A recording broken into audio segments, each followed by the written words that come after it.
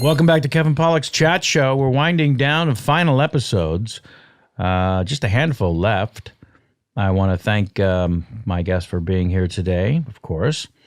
And we'll get to him in just a moment. We're coming to you today from the Earwolf Studios in Hollywood, California. No Sam Levine or Jamie Foxx today, but they'll be joining me once again for the final episode recording. Actually, it'll be a two-parter. We're going to break it up into two shows. Pamela Adlon, she of the FX hit series Better Things as the creator, star, and director. Maybe I play her brother in a couple episodes, season 2 and now season 3, whatever. But I love her to death, and she's an extraordinary woman and creative entity, not to be fucked with in just about every regard, but super sweet. So I don't want that to come off wrong. And then the second half, part 2, will be Jim Jeffries, one of the great stand-up comedians of our generation, and has his own very popular show on Comedy Central. This will all happen live on stage if you happen to hear this before March 2nd, and you're in the Los Angeles area at the Dynasty Typewriter Theater. Go to dynastytypewriter.com for tickets. Saturday afternoon, March 2nd, 4 p.m. Come out, say hello. Help us say goodbye to a 10-year celebration of the Chat Show. Those of you who give a good goddamn about The Marvelous Mrs. Maisel, Season 2 is, of course, available for you at the Amazon Prime when you're ready. It's just there. It's waiting for you. If you've got the Amazon Prime with the 2-day shipping, you've also got all this free programming. What the hell's the matter with you? Let's get to our guest. I've kept him waiting long enough. Brian Posehn, everybody. Welcome. Thanks for having me. Yeah. Sounds like you get some pretty good guests. So I'm happy to be on the list with Pamela and Jim. Also, that's awesome. One of the last 10 shows after 10 years. Nice. You really... finally cramming me in. Well, it's something I do on occasion, and I'm always happy to do it. Nice. You mentioned as you entered the studio, we had the San Francisco Bay Area coming up as a stand-up comedian in Common. Mm-hmm. What was your experience doing that very thing? Well, I think, so you mentioned the punchline that I started in 87 in Sacramento, so I was getting to the city by 88 and trying to get on those Sunday night, open mics. Yeah. And then didn't really get into the mix with Cobb's till the early 90s, because then I finally moved to the city. I moved to the city in 91 and lived there for 3 years and then made the move to L.A. But from Sacramento. But from Sacramento. Well, actually went to L.A. first. Sure. In 89, 90 and broke my back and went back to live with my mom and then restarted and went, I'm going to go to San Francisco and get funnier. And it worked. And less breaking of your back. Yes. Right. Yeah. That usually is the first thing when you go to the doctor and say, I've broken my back. Right. They say, do that. Do that a bunch less. Yeah. Yeah. Would you like to walk us through the how one breaks one's back and then recovers? It was just dumb early 20s. Sure. Living in Long Beach. I moved to Long Beach. Well, I moved to Los Angeles and went, I'll live in Long Beach because that's close. On the map. Yeah, that's where some friends of mine were living. So I moved in with a buddy of mine and you were a young comedian. Yeah, and then so I was getting sets at the store right away, and then maybe the Comedy Store. Yeah, Comedy Store. Unaware. Yeah. No, it's all right. Sorry. And then I was only there for 10 months, and then... But you were getting sets right away. Yeah, getting sets right away. And then I was drunk all day, like 14-hour drunk with a couple of friends, and we went to the top of a lifeguard tower that you do down when you live in Long Beach. What else would you do? And with a backpack full of beers, and they all jumped off and knew how to land, and I had never done anything like that, but I thought I would be all right. I wasn't. I don't even know if my legs hit the ground. I think my ass hit first, and then I just did a compressed fracture of the L3 vertebrae, which is not good. It'll put you in a hospital for 3 months. So 14-hour drunk, though, how quickly are you aware that you need to go to the hospital? Instantly? I'm not that aware because I was already not that smart of a dude. And then I had 14 hours of alcohol. And so I was like, and I was like kind of newly on my own. And so I get back to my apartment. We walk from the beach, of course, a couple of blocks, sure, on my broken back. And then I get up to my apartment, go up to the second floor where my room is, and I go, what would my mom do besides freak out? She'd do Epsom salts. I don't know why I thought of that. It's like anytime anything broke or was swollen when I was a kid, my mom would do Epsom salts. So, and what experience? Because you're numb from booze, what are you feeling in terms of pain? I'm in pain, but I'm also wasted. So, and I can barely remember though. But I remember this. So I fill the tub with hot water, throw the Epsom salts in, and then I get in my sweatpants, a pair of Billabong sweatpants I'll remember forever. Sure. And then my spinal column swelled up because of, I guess, the water and the damage and everything, and then I became paralyzed, and I'm stuck in the tub. Crazy. And then I'm panicked. My friends are panicking. Like, my roommate's not even there, but the two guys I was drunk and high with are now, screaming and like trying to figure out what to do with me. I would say let the water out of the tub first. And the ambulance comes, they pull me out. And you were to the hospital for 3 months. 3 months, yeah. But that whole time I was like thinking about stand-up and kind of like, I kind of took a bad turn here, and so I'm going to get more serious. And I never drank as hard as that, like after that. Right. It didn't make me stop. Completely. But right. But be more responsible. Absolutely, yeah. Yeah. Absolutely. And while you're recovering with your mom back in Northern California or back in Sacramento? Yeah, I was watching Sonoma. And I was watching MTV half-hour comedy hours, and I was going, those guys aren't funny. I bet I could be that not funny. I should be doing that. So it just made, it fueled me and got me going again. And so then while I was living with my mom, I was back on stage in Sacramento and then getting to San Francisco as much as I could. Right. And kind of making friendships down there. So when I moved down there, And you were part of the graduating class there with? A bunch of guys. It wound up being Greg Parent, Patton Oswalt, Margaret Cho, guys that are still doing, like Tony Kameen was one of the first comics I knew down there. And Paul F. Tompkins? Yeah, well, Paul came to L.A. from Philly. He wasn't an SF comic. But okay. Guys that were coming to the city, and the way we made the whole Mr. Show connection was at that time, Janine Garofalo and David Cross were coming to San Francisco a lot, and then wound up hanging out with us and doing shows at the Improv, which was on Geary and what was the corner there? Yeah, I remember. I can see it with the checkerboard black and white. Yeah, and it's still the sketchiest Jack in the Box in the world is right next to, or right on that corner. Right. But so those, and then doing sets at the Punchline with all those people and getting funnier. Yeah. Like I went there to get funnier, and it worked. And then, made this really cool group of friends. Right, at the same time. And then how long after is the transition to Mr. Show? So moved down here in 94 and then met Odenkirk pretty immediately. Already knew David. And then we were just doing shows. Like my roommate at the time is still my manager, this guy, Dave Rath. Sure, I know you Dave. Probably heard his Love name Dave. just from that era. And he had this space and got us, like, I can't remember what it was called, but it was on Sunset, and it was this cool. It was in the behind, like, this messed up.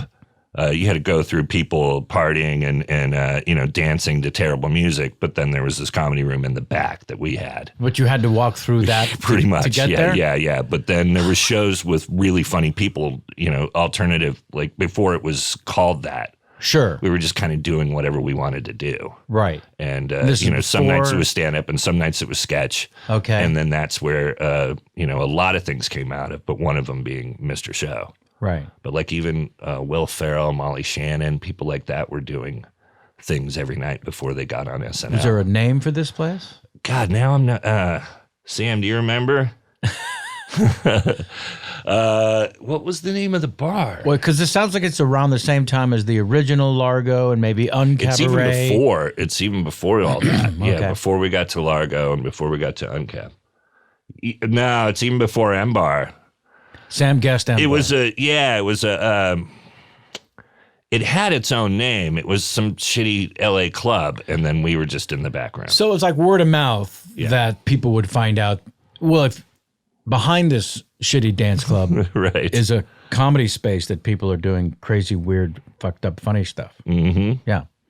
And that's where you and Bob and Dave and others were thriving in an alternative way.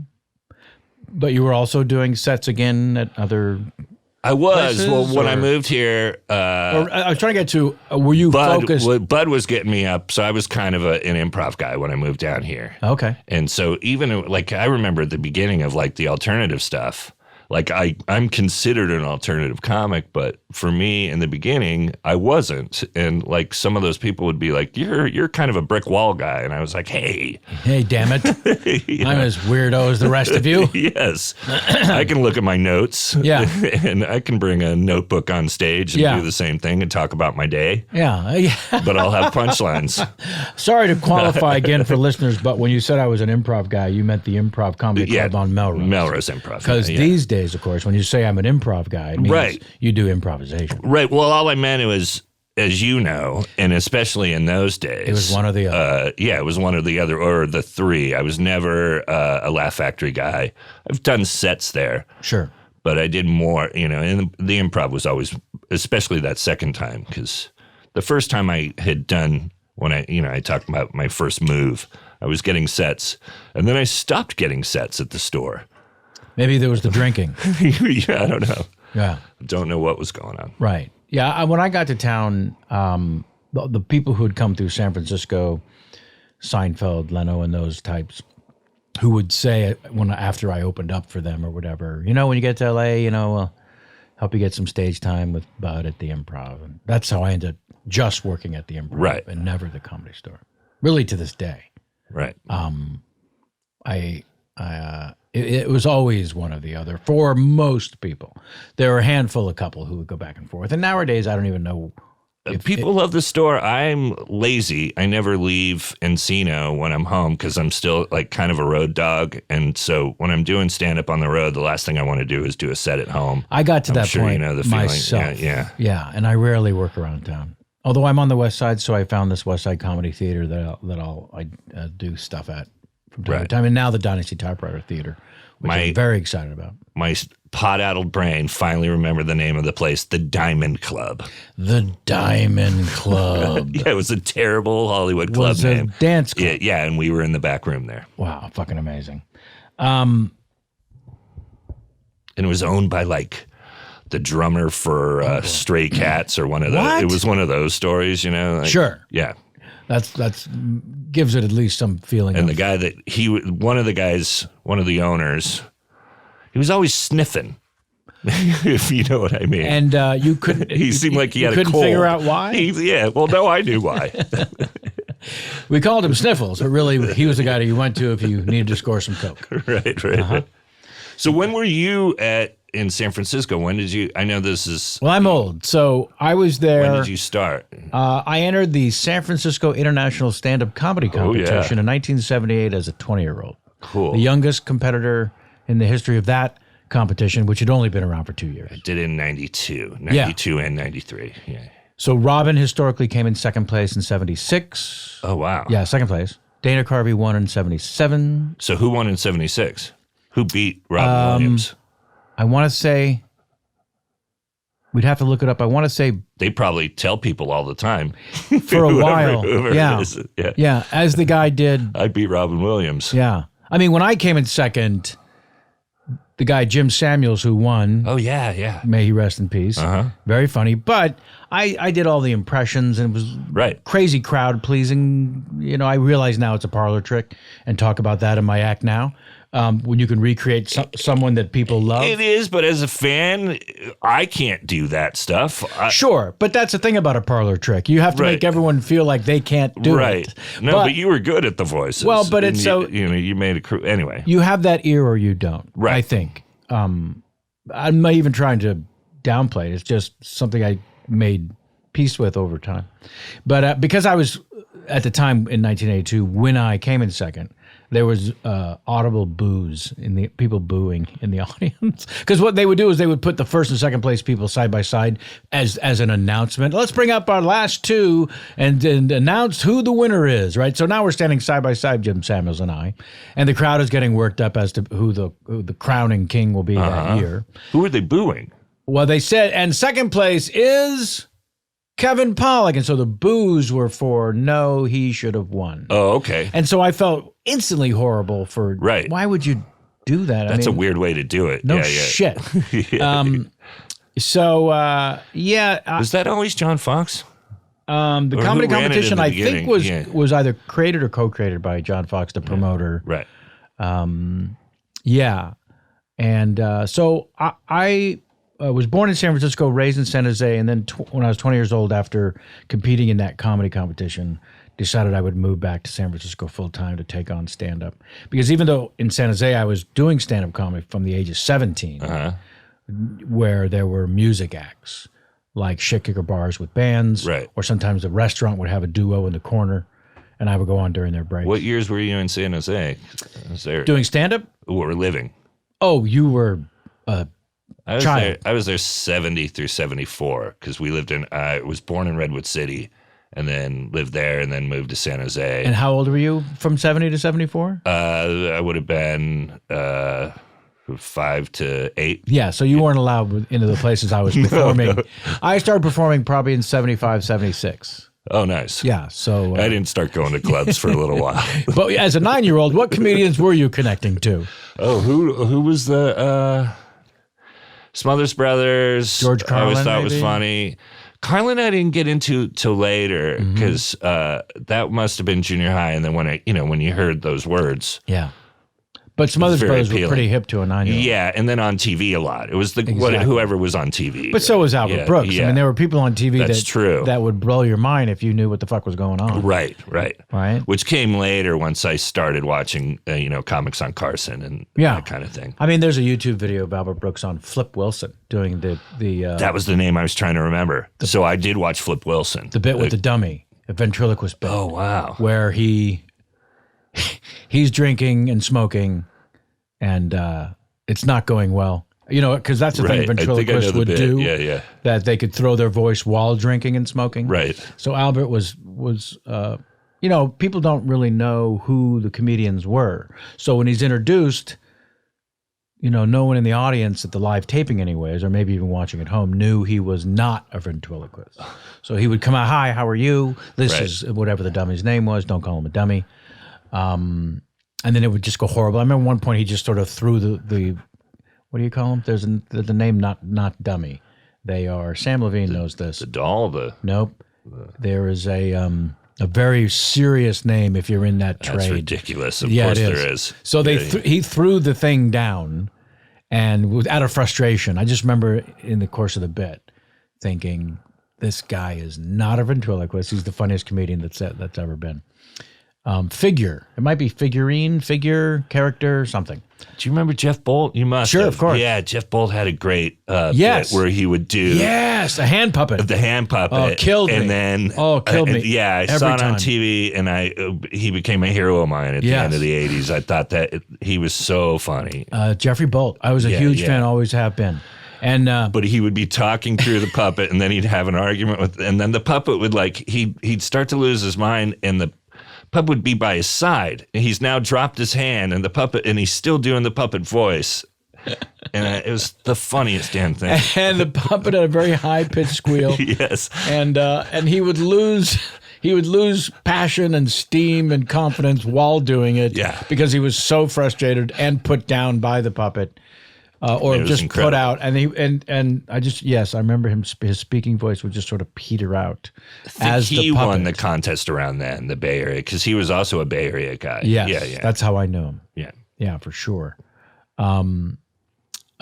Yeah, so I guess we were probably 10, 12 years apart because you said 92 you were in the competition or something? Yeah, I moved to the city in 91, and then, yeah. So And then the 82 was when I came in second. And then 83, I was in LA.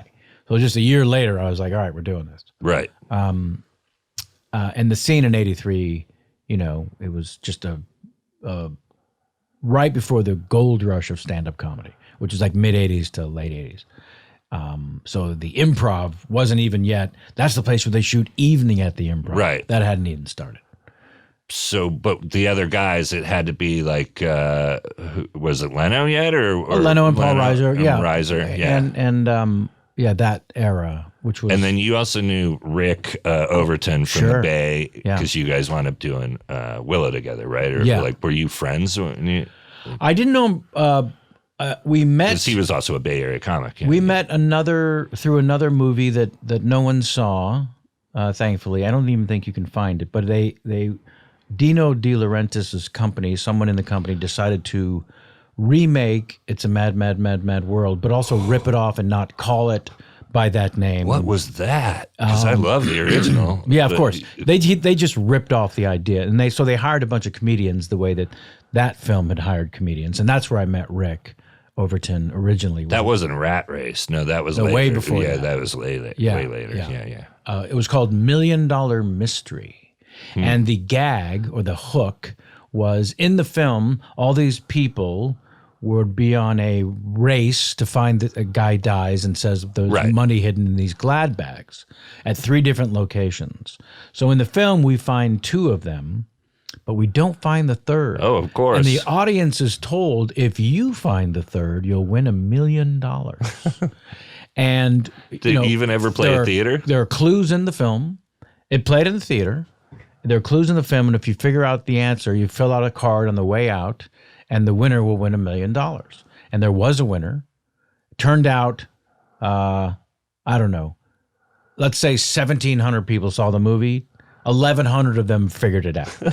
So the winner was just a name pulled out of a hat because there were too many correct answers. And it was a 14-year-old girl who lived in Bakersfield, I remember, who became a creditor like the rest of us when De Laurentiis went belly up.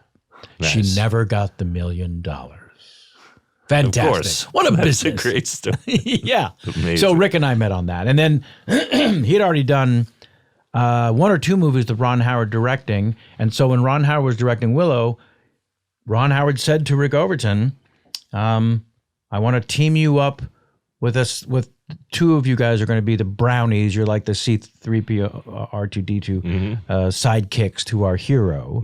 So if you know of anyone you could improvise with, Rick, give me like 5 guys, and we'll have each one of them come in with you one at a time, and then that'll be the elimination process. That's what it was. And Rick and I, who hadn't improvised together prior to that, he just recommended me, which kind of changed the course of my life. Did you even have that as a background? Like acting or that improvising? Is a skill, improvising. Like no, I came up through pure stand-up. That's yeah. It was always separate, very separate. But but in the city, there was both scenes. You'd be in the same club.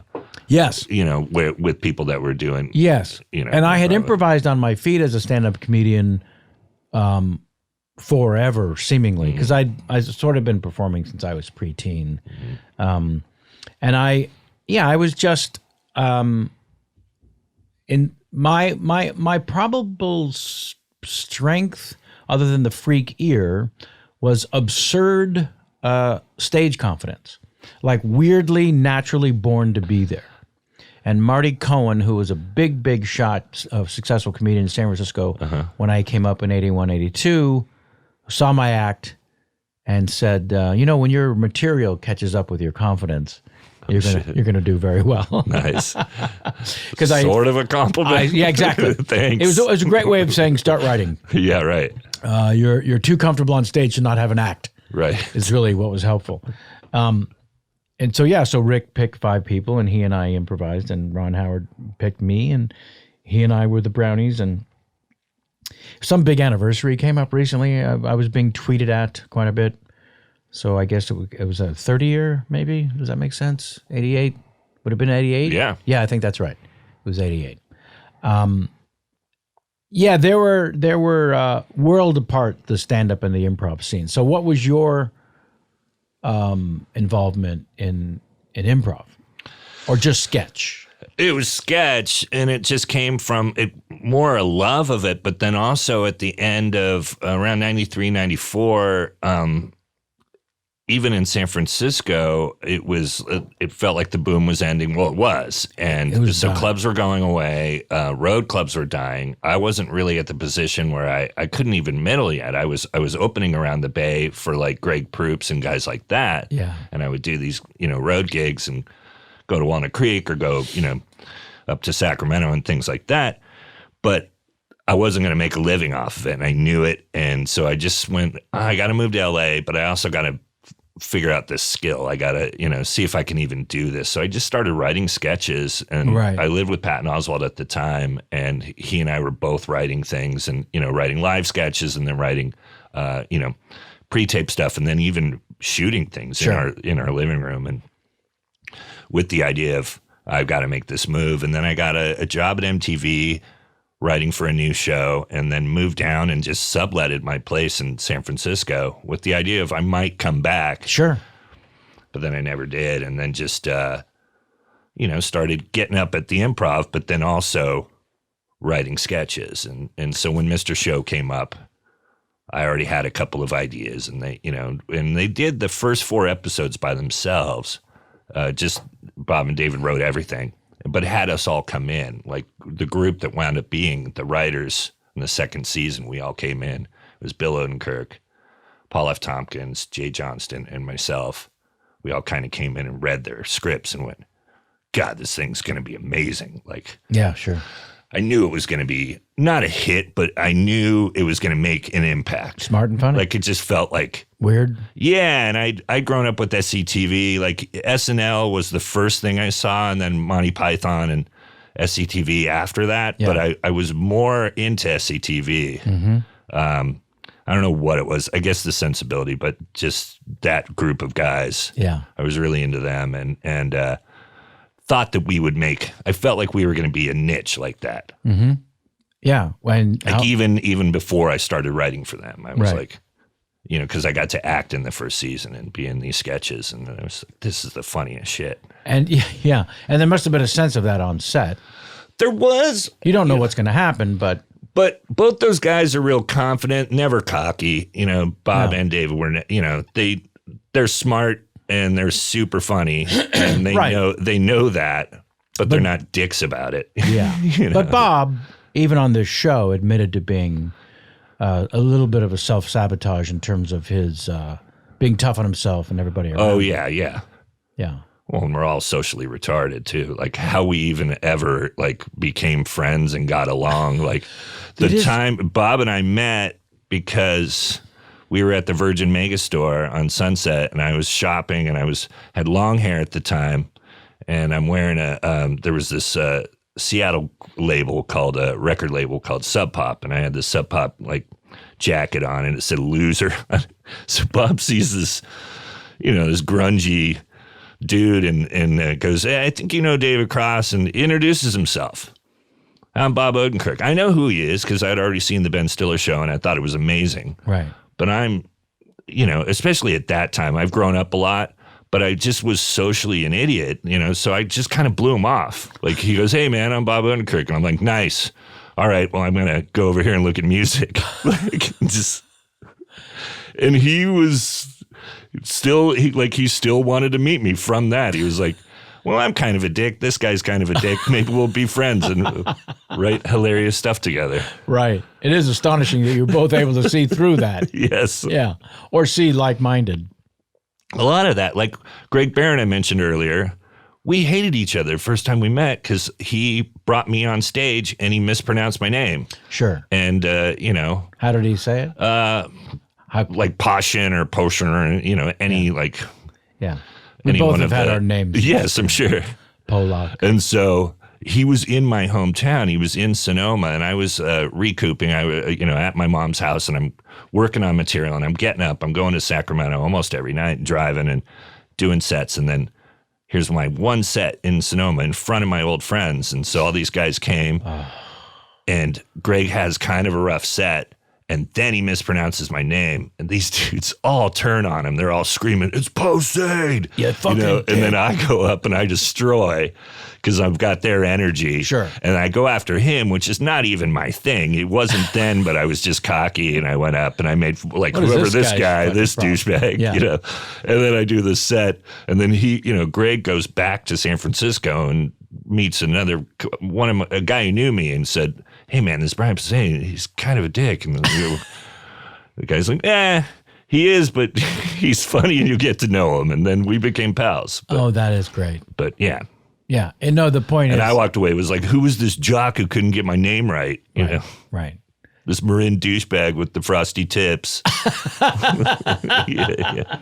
Was he from Marin? Yeah, he was. I don't think I knew Yeah, that. he was from Ross. Oh. Rich kid. Sure. Yeah. Well, that explains the frosty Sonoma tips. poor kid. So Yeah. I was like, Yeah, of course. Now, there's a book. Is that right? Oh, from me? Forever Nerdy. Yeah, let's talk about that. Tell me everything you care to share. It's my life. I got picked on a lot, and I think a lot of people find what drives them to the stage, and I don't know if that was it, but it drove me to spend a lot of time alone.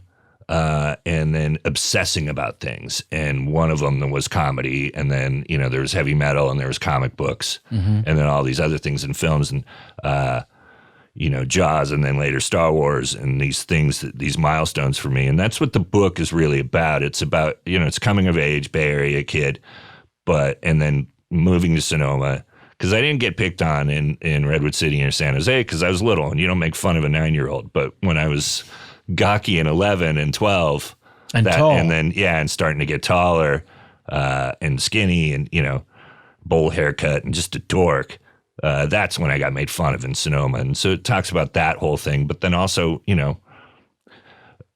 going home and obsessing, getting into Stephen King and listening to Iron Maiden and watching stand-up comedy and Robin and Steve Martin are the reason I do what I do. Like those hours of listening to Reality What a Concept and all three of Steve's albums. I even like Comedy Not Pretty and I even like that one. But yeah, Let's Get Small was amazing. Which was of course recorded at the boarding house, which is now where Cobb's Comedy Club is. Right. And so reading about that too, and I was reading the Pink Section. Sure. I knew about the comedy scene way before I got down there. Pink Section would be from the San from the Francisco Chronicle. Yeah. newspaper. Well, I'm saying things that, of course, you get. That we know. Thanks for explaining it. But that was how I got it. That was the beginning of that obsession. Yeah. And then I still never thought that I would do it because I don't know why. I started to believe, if people would say I wasn't funny, I would believe them, And even though I kind of thought I was, does that make sense? And then it was later. It was after high school. There's natural born hams like me, right? And then there are naturally funny thinking people who gravitate towards people like Steve Martin and Robin Williams, right? Mm-hmm. And you develop your own sense of humor by collecting theirs, right? Right. And then finding your own voice is a struggle for anyone. But also if you come up the way you talked about as a kid, as I assume you talk about in the book, then there are many moments where you think, I can't do this. Right. And I was never the class clown, but I said stuff later that they would repeat. And I noticed that. And there were things that I did, especially there's one thing in the book where, and a lot of my humor comes from a dark place, and I learned that in early age. My dad died when I was little, and one of the first jokes my mom remembers me making is basically gallows humor. It was this guy had kind of screwed her over when she was single and took some of our money that we had left from my dad dying. And, this grifter dude. And his name is Miles. I'm 4 years old. And my mom's telling her friends at this diner, and I'm coloring or something. And Miles comes up, and I say to everybody, Miles is miles away by now. And these ladies like lose their shit. Like, what a weird little kid. From a 4-year-old. Yes. And then, so my mom was always like, would continue to bring that up as I got older. Was like, as I would say dry or sarcastic things, my mom would go, you always did that. You did that when you were 4. So that was kind of like, I knew it was like a superpower, but Yes. wasn't able to actually identify it as that. You know what I mean? Yes. Until later. And then it was, You needed to meet Glass. yeah. And it was other friends that were like, oh, you can do this. Because I had one friend who wanted to be John Belushi so bad. It was like this fat kid that I was friends with. And he thought he was hilarious, but he was just doing, John Belushi bits. Right. But I was starting to make my own bits up. And I was like, writing down ideas. And then this other friend I worked with at McDonald's was like, hey, dude, you should do that. I went, Wow. okay. I don't know why, but the name Bill Farley just jumped into my brain. He's the one that won the year Robin Williams took second. Yeah. That's how our brains work. We remember 'cause I things thought of 20 Chris minutes Farley. later, like I did with the Diamond Club. Yeah. But I thought of Chris Farley because you Right. said you knew someone who was desperate to be John Belushi, Right. which Chris was. Yes, absolutely. Yeah. What was your writing process for the book? Oh, man. Have you written one? I put out a book a couple of years ago called How I Slept My Way to the Middle. And, I realized my act had, well, what happened was I was doing stand-up full time, and then 1992, A Few Good Men happens, and I went from auditioning to getting offers to be in movies, which for a stand-up comedian, you're offered stage time. The answer is yes. Where do I show up? Uh-huh. So to people, my agent calling saying, you've got this offer, your head explodes. What are you talking about? They're just going to offer it to us? Yes, they are.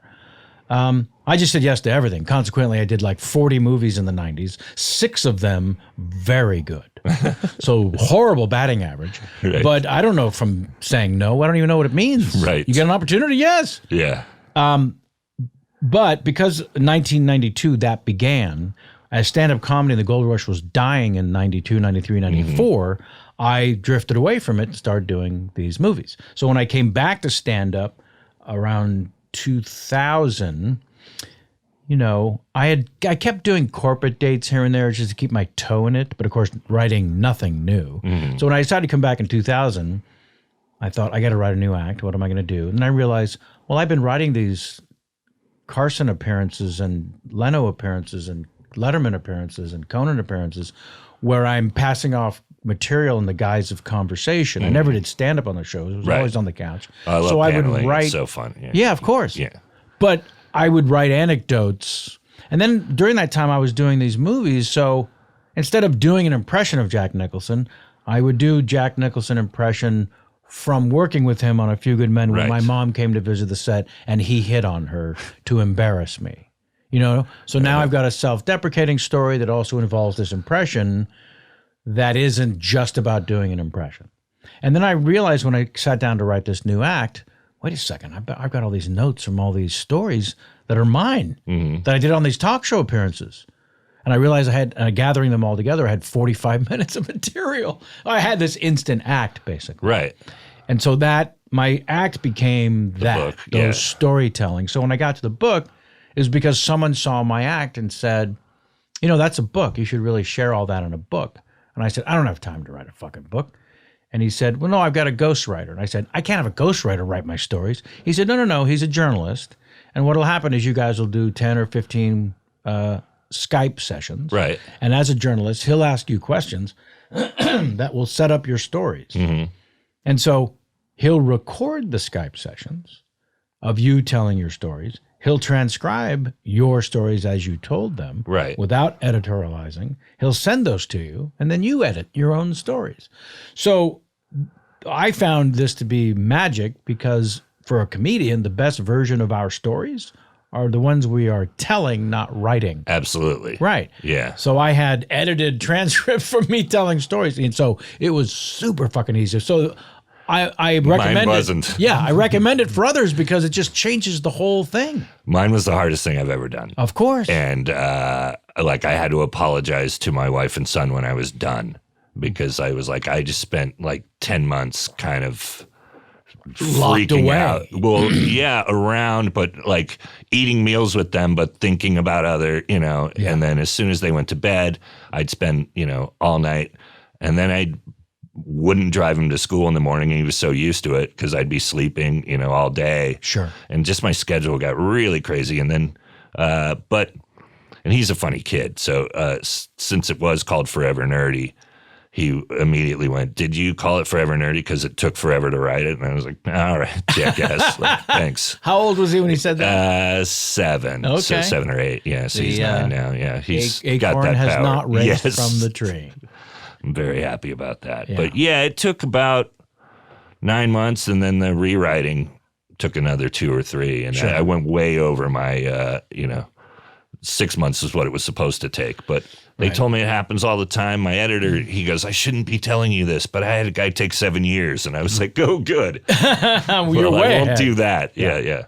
Wow. But an insane amount of work. And like you said, you had to write these stories, but some I had said out loud, so those were the easier ones to put on paper because I already knew the punchline. I already knew how to end, not just tell the story, but how to put it and how to wrap it up. Yeah.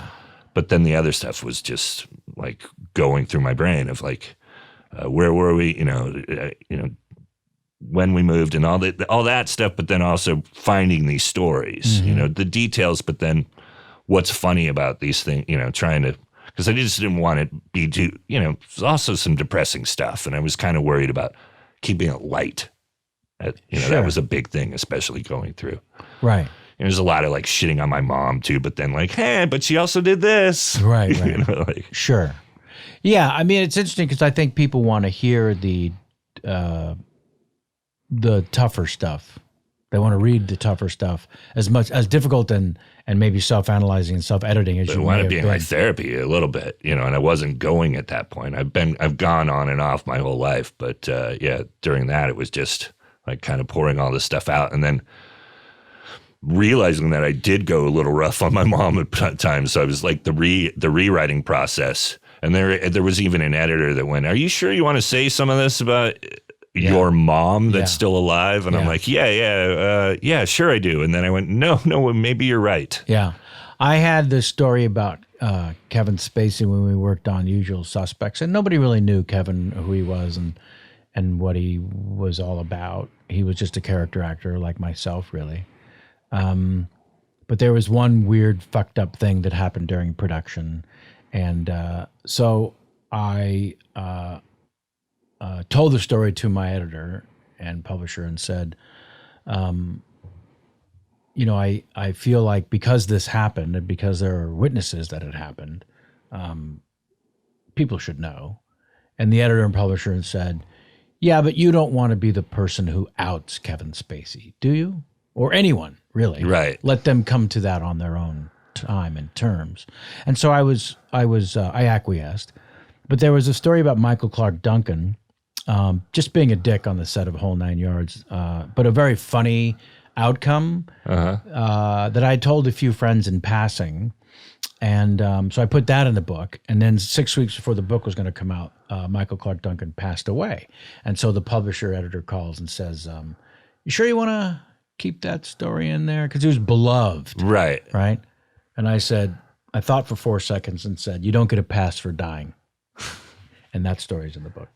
And then, but I did put a thing in the book saying, there's a story about, because I told a lot of stories about Usual Suspects, of course. And I said, there's also a story about Kevin Spacey. If you see me at a bar and buy me the right number of drinks, I'll tell you. And I've had people run into me over the years and say, "What are you drinking? I just want to hear the story." And I don't drink, but I said, here's the story. And yeah, so the difficult part about sharing stories in your book, you say you were tough on your mom. Yeah. But, because famous people have now been a part of your life and they've affected your trajectory, There wasn't too much of that. There's a Paul Rodriguez story that made it in there, and it's not like we're out to dish on anyone. Yeah, it's just these real things happened. No, I made fun of him on TV, and he wanted to kick my ass, and so physically I thought, wanted to hurt he you. wanted to hurt me, and I thought it was a funny story. And so how I did put he it make in there. that clear that he Well, wanted to because hurt we you? were on a show called the Weakest Link. Okay, it was the celebrity version of the week or comedy version of Weakest Link, and I was the least famous comic on it, and it was Louis Anderson. Greg Proops, who I mentioned earlier, old pal, and like a big, been on this show a couple times. Big inspiration to me too. Like I learned my not give a shit on stage from him. Oh, nice. Because before that, I really did give a shit. But then, and I learned from him. Clarify you know what I mean? What you mean by I really gave a shit. Well, I would worry about the audience. I would worry about losing them. And he just had this attitude where he would go where, a liberal comic in the early 90s would just go wherever. He'd go to the most conservative areas in the Bay Area and just do his thing. Right. And I was like blown away. I was like, that's what I like about this job. Yeah. Is doing that. Actually being honest and true and speaking your mind. So he's in the room. Scott Thompson from Kids in the Hall, who I knew and looked up to. Obviously, another sketch, guy. And Paul just comes back and made he didn't feel comfortable, I could tell. He didn't want to be in this room. And he was making jokes. And he made a gay joke against Scott Thompson. And I talk about in the book, like, I hate bullies. I always have. Sure. I hate how bullies treated me. I never wanted to be a bully to anybody else. Although I have. But I always feel bad when But that was a moment where I was just like, oh, dude. So when we get out to the show, we vote him off first. And the host goes, hey, Brian, why are you getting rid of Paul Rodriguez? Why do you think Paul Rodriguez is the weakest link? And I said, never been a fan. Well, now, as a comic. At least you didn't bring it. There was gay bashing backstage. Right. No. I just said never been a fan. And maybe subconsciously you knew that would hurt him more. It did. Yeah. Yes. And he wanted to destroy me. Like he goes, I may be the weakest link, but I have the biggest knife. I'll see you in the parking lot. And he says this on camera, like on the show. And it's crystal clear he's not kidding. Yeah. No, yeah. And he's like, he's enraged. And my wife is backstage. He actually left. Goes backstage, he's yelling at his manager, and my wife's back there and tells me the whole thing. She's like, he wanted to kick your ass. Like, he was really pissed off. And I was like, Oh, joy. Yeah. Yeah. And then I ran into him a couple of times, like at the Playboy Mansion, and I almost got my ass kicked then. Like, my wife overheard this. He was like going to come talk to me and then saw that I was with Drew Carey and some other comics. And he's like, I'll leave him alone. He's with Drew Carey. Oh, you were cool. He saved me. Yeah. So you shared that story. Yes. Yeah. That's the only one. Right. Because I still think it's funny. I mean, I was just being a jackass, and he took it too seriously. Well, when things happen and people are uncool, when people were famous and cool to me, I championed them in the book, and I talk about how incredibly cool they were. And there were only a few people who were dicks and weirdos, and I felt it was equally important to share those as well, not in a stories told out of school way, but just this weird fucked up thing happened to me. Right. And you need to know about it because I can laugh at it now. Right. Yeah. He was the only negative one. All my other celebrity run-ins are pretty positive, but that was the one. And I mentioned you're in there indirectly because Kathy Griffin and I went on 2 dates, and suddenly I was her boyfriend, and then she broke up with me after seeing Grumpy Old Man at the Beverly Center, in the Beverly Center parking lot. The two of you went and saw Grumpy Old Men. Yes. Afterwards, you're in the parking lot. And we go to the Cinnabon. And you're arguing whether or not I was good in the film. No, she was already going to break up with me, and then we go to the Cinnabon. We stop at the Cinnabon after Grumpy Old Man, and I brought Doug Benson to the movie, so she was already mad at me because I brought another comic on our date, which I didn't know was a date. I thought we were just going to see Grumpy Old Men. Sure. At the Beverly Center. Right. And so she tells him, hey, I need to talk to Brian. We're at Cinnabon. And so then she and I go into the parking lot, and she breaks up with me. And I was like, well, we were never going out. And she's like, yes, we were, Brian. Okay. Wow. I guess that story's in there. Oh, wow. I'm honored. even though I'm clearly not a part of the story at all. Where can people find the book? Book places. Okay. It's online, but why not go to a bookstore? And did you in read your town? Did you read the audio book? I did, yeah. I found that to be one of the most taxing things I've ever done in my life. It was. Yeah, way harder than writing the book. Yeah. Because it's. Well, you didn't have a hard experience writing it. Yeah, that's true. But mine, no, the writing process was way more brutal, but it was tedious. It took me 3 hours a day for 3 days. I already have kind of this monotone kind of laid back, so it was like an energy thing. I already have like no energy, but it's like got to keep that same no energy, because then sometimes the no energy would dip even further past no energy. Can I get you some more water? I'm all right. Oh, okay. No, I'm still going. Yeah. It was. I got hoarse. I got a hoarse voice like after only one day, and I don't know. I didn't. But so there's an audio book available. Yes.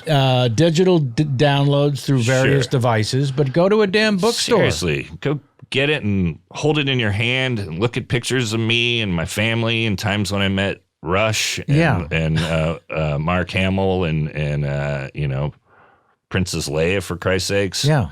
Tell folks the name of the book again. Forever Nerdy. Forever Nerdy. And the podcast you've been doing now 7 or 8 years is called? Nerd Poker. And tell us Brian what that Posehn's Nerd Poker. Yeah. It's me and my pals just playing D&D, Dungeons and also Dragons. And we used to do it here at Earwolf, and now we do it on my, where D&D should be played on your dining room table. Mm-hmm. And my dogs run around while we're taping, and my kid comes in occasionally and interrupts. But it's a fun show. Yeah. And when you see on the TV show Stranger Things, those kids' devotion to the game, what do you think? It rings true. It reminds me of the 80s. I talk about it in the book. My thing with D&D, I actually didn't really play till later. I was aware of it. And there was kind of a nerd bully at my school where I walked into the D&D group and he was like, "What are you doing here, Posehn?" And I was like, "Wah." I didn't come back to it for like 8 years. But, in my 20s, I played it and loved it. A nerd who was also a bully. Yes. Not an easy thing to pull off. Right. He could only be a bully to other nerds. Yeah, other nerds. Yeah. Oh, man. Well, now it's time for a segment of the show we call Ask Kevin. Even though you have technically already done this, Ask Kevin is an opportunity for you to ask me any question, one question, silly or sincere or neither.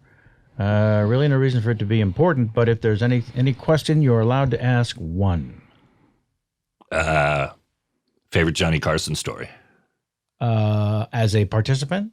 Well, yeah. I mean, you got to go on it, right? And yes. Several times. How many times do you do it? I'm asking you a bunch of questions. I went on in the first time was, I think, 88, and then it went so well he had me on 2 or 3 times a year till he retired in 93, so whatever that would be. At least a dozen times. But and you always paneled. You never did stand-up. I never did stand-up. And maybe the best story is that first one. I've told a couple times, I think over the years, certainly in the book, only because it was one of those very few situations where I took the reins of my career and life. In my 20s, so you have those kind of balls, right, as they call it, courage, moxie, what have you. I had been with other comedians to do The Tonight Show as their guests, right, backstage in the dressing room. In the early 80s when I got to town, people like Leno and Seinfeld and whoever, Shandling, they would always bring 2 or 3 guys with them just to hang out. That's your favorite Shandling story, but keep going. Well, I don't know that I have that great of a Shandling story. But you were pals, right? We were just friendly, yeah. Oh, okay. I guess that would be... I finally got to play in his famous weekly basketball game. And because I played basketball in high school as a kid and was always short, as I still am, I hustled way too much to compensate for my shortness. So when I went to Gary's incredibly casual, friendly game, I was hustling way too much. Did you get not invited the next? And I got not invited. Yeah. We remained friendly forever. Right. But finish the Carson. Well, no, yeah. So I went with other comedians to as their guests, and that's how I got to know the gatekeeper, Jim McCauley, who was in charge of booking. He was called a segment producer, but he was in charge of booking stand-ups on the show. And he was the gatekeeper. You had to get past this guy. And he would circle comedians forever to make sure they were ready. So because he'd come and watch you at the Improv or wherever. Yeah. He would go and watch everyone who he thought was ready for the show. And he was very careful and would circle, as they said, he would be circling people for a long time because he didn't want to book the wrong comedian who wouldn't kill, because Carson would have ripped off his head and shit down his neck. Right. He lived in fear of Johnny. So he made comedians live in fear of him. And he was a taskmaster for sure. But I got to meet him as the friend of all these made men, basically. Right. So he was always very friendly to me. And then one night at the Improv, I was walking past him in the dining area. Hey, Jim. Hey, Kevin. Who are you here to see tonight, Jim? He said, well, I was going to go see so-and-so, but I just saw that he canceled. But I looked at the list of who's performing, and I saw your name, and I thought I'd stick around and watch your set. I think you might be ready to do the show. And I said, oh, wow. And then the following words came out of me without being premeditated or rehearsed. I just said, really, you do? He said, yes, I do. I said, well, then, Jim, I got to tell you. I've been watching the show since I'm 10. I would collect comedians on the show the way my friends collected baseball cards. I know how the show works. I know why comedians get on and what they do when they're there. And I think for my kind of act and my kind of performance strengths, I'll have much more of an impact on the couch, sitting next to Johnny doing the impressions, because Johnny did impressions and characters himself. And I think that's how I will be have the greatest impact for the show and for me. Now, as I said, I'm such a fan of the show, I know you can't bring me out to the couch. But I think I'm willing to wait till I have a TV show or a movie where you can justify bringing me to the couch, and then I'll unload my impressions on Johnny. Which is how it worked. Yeah, right? yeah. And so he looked at me like I was an alien for what seemed like minutes. And then he finally said, well, I won't disagree. You will have a greater impact on the couch. You're also correct that I'm not going to bring you to the couch until we can promote a movie or a TV show. Do you have an upcoming movie or TV show that I don't know about? And I said, well, no. Meanwhile, the truth was I didn't even have an agent. Right. I didn't even have any prospects of auditions. I was just a stand-up comedian who knew his place in the world or his limitations and thought, I'll do good on standing on the star doing stand-up. Right. Carson will lose his shit when I do Peter Falk, because I had seen he had Peter Falk on all the time. And I watched those conversations. I saw how he felt about Peter, how enamored he was. I had taught myself to move just one eye because Peter Falk was very open about having a glass eye. Right. And I thought, that's going to be the moment. And so Macaulay said, so, do you have any movies or TV show? I said, no. He said, okay, well, look, let's see how long you can wait. When you think you're ready, I said, look, I may call you back in 6 hours and beg for this opportunity back. But he said, no, you're right. Look, he said, look, you're not going to get any worse. This is fine for us. You're going to get better. So let's see how long you can wait till you have a TV show or a movie to promote. And I didn't tell anyone that I had this conversation because I figured they'd all call me an asshole and talk me out of it. Right. And it took about a little over a year. And I got Willow. And Willow was enough to bring me on the show as an actor. Amazing. And there's a pre-show interview, of course. And he says, what do you want to start with? What question do you want Johnny to ask you? And I said, you know what? I'm going to open with the Peter Falk, but I want him, don't tell him, just have him ask me, I understand you are also a comedian and you do impersonations. Just that. So I'm standing backstage behind that famous curtain that I'd seen so many heroes walk through. Doc and the band are playing. It's a commercial break. Jim McCauley's actually the guy who stands there and opens the curtain for you to walk out. And he's smiling, and he knows I'm ready. And I hear the band playing, and they're winding down, and I'm thinking, okay, you're going to go through the curtain, and you're going to go to Johnny. Don't wave at Doc like you've seen so many people do, and you think is the coolest thing in the world, because you don't know Doc. The audience doesn't think that you know Doc. Don't be that asshole. Don't wave at Doc. Just go right to Johnny. Go to the king. You're a guest in his home. And then the band stops, and Carson says, now, folks, my next guest is an actor, and I'm told he's also a comedian. He's in a new movie called Willow. Ron Howard directed, George Lucas produced. Please welcome Kevin Pollak. And the curtain opens, Jim McCauley opens it, and I walk out. I do not wave to Doc. I saved that for the second appearance. And I walk across, I shake his hand, he sits down. I sit down, rather, and he is, Nebraska boy, and politely waits for the guest to sit first, and then he sits down. And he says, "Now, Kevin, we'll talk about Willow in just a second, but somebody told me backstage that you're also a comedian. You do impersonations. Is that right?" And without missing a beat, I cross one eye, make one eye move, a trick I taught myself. I throw one hand up in the air the way that Lieutenant Columbo would do when he had a question. And I said, "Johnny, that's a bold-faced lie. I don't know where you heard that." And he was laughing so hard, he pushed himself away from the desk and clutched his heart the way he would do on occasions while cackling. And that was it. That was the moment. That's amazing. And he had me back on 2 or 3 times a year for the rest of his tenure. Yeah. And it was maybe one of only 2 times in my entire life where I said, this is what you're going to do. This is how you're going to do it.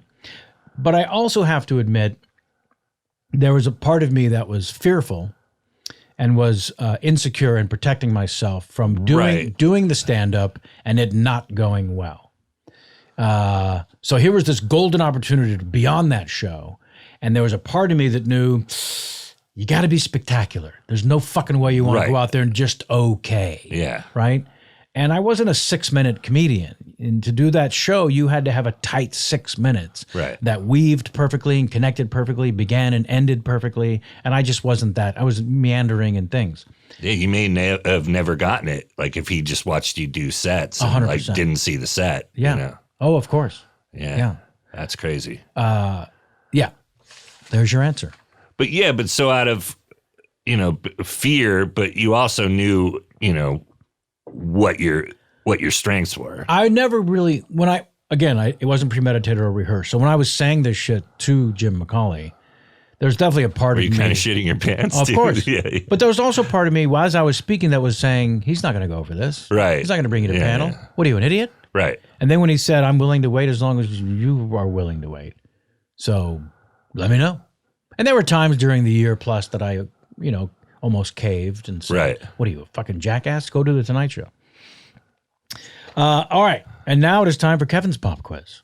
For you. Yeah, between 5 and 15 points possible for each of these 3 questions. Oh, shit. Once the final score is tabulated, it will be posted on our website along with the current standing among the top 100. Are you ready? Yes. Question number 1. Keith David or David Keith? Keith David. That's correct. Question 2. Carl Weathers or the weather in Carlsbad? Carl Weathers. Also correct. And question 3. Steve? Yeah. 3 out of 3.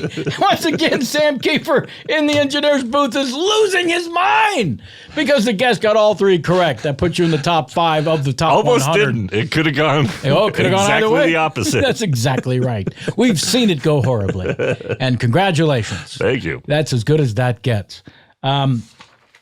Buy the book, see the man, go to the website. There must be a website. People. Absolutely. BrianPosehn.com. Sure, of course. All my tour dates and other stuff. Yeah, find everything you need to know there. Thank you so much for coming by and spending the time with us. I'm so glad I got to do this. Yeah, well, me too. Longtime fan. Yeah, me too. Oh, well, perfect. This worked out magically. All right, sit there uncomfortably while I wrap things up for the folks at home. Thank you, Sam Kiefer, engineer to the stars. Always How my about pleasure. That? 3 out of 3. Incredible. How does he do it? How did he do it? Because I could tell he was teetering. I never see it coming. Yeah, it almost didn't pull number 3 out. And Corey Levitt in post, all the fine folks at Earwolf. Remember, if you get this in time before March 2nd, our final 400th show, 10 years in the making, live on stage at Dynasty Typewriter Theater, March 2nd, 4 p.m. Saturday, March 2nd. Go to dynastytypewriter.com for tickets. That's our show. Thank you to all, and until next time, and as always, get out of my face.